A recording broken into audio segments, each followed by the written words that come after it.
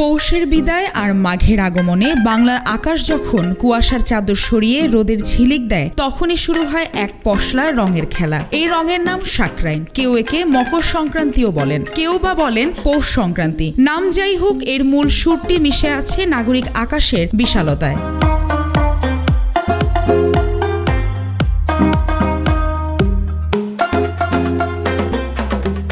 এটি কেবল একটি ক্যালেন্ডারের তারিখ নয়, বরং কয়েক প্রজন্মের আবেগ, শৈশব আর ঐতিহ্যের এক বিশাল কোলাজ। হাজার বছরের পুরনো এই উৎসবটির সময়ের সঙ্গে সঙ্গে রূপ বদলেছে, কিন্তু এর প্রাণভ্রমরা রয়ে গেছে সেই আগের মতোই সতেজ।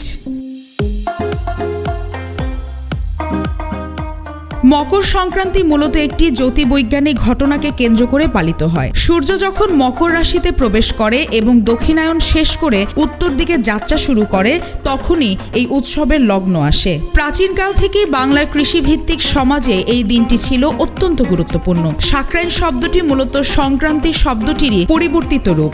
সময়ের পরিক্রমায় গ্রামীণ এই উৎসবটি যখন ঢাকার বুকে আস্তানা গেড়েছিল, তখন তা হয়ে উঠল এক অনন্য শহুরে সংস্কৃতি।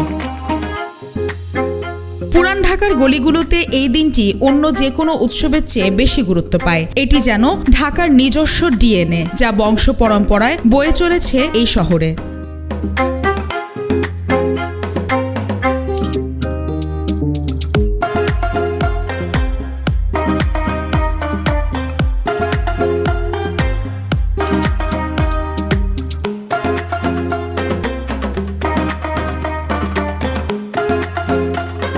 সাকরাইন মানেই চোখের সামনে ভেসে ওঠে পুরানো ঢাকার ঘিঞ্জি গলি আর আকাশ ছোঁয়া ছাদ। এই উৎসবের মূল কেন্দ্রবিন্দু হলো বাড়ির ছাদ আর ঘুড়ি। লাল, নীল, হলুদ, বেগুনি হরেক রঙের ঘুড়িতে ছেয়ে যায় চারপাশ।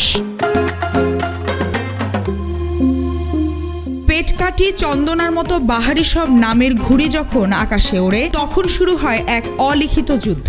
সুতায় মাঞ্জা দেওয়া, একে অপরের ঘুড়ি কাটার চেষ্টা, ছাদের উপর থেকে ভেসে আসা উচ্চস্বরের গান আর তার সঙ্গে ঘুড়ির নাচন, সব মিলিয়ে এক উন্মাদনার নামই হলো সাকরাইন। মালিহা চৌধুরী, আয়না টেলিভিশন, ঢাকা।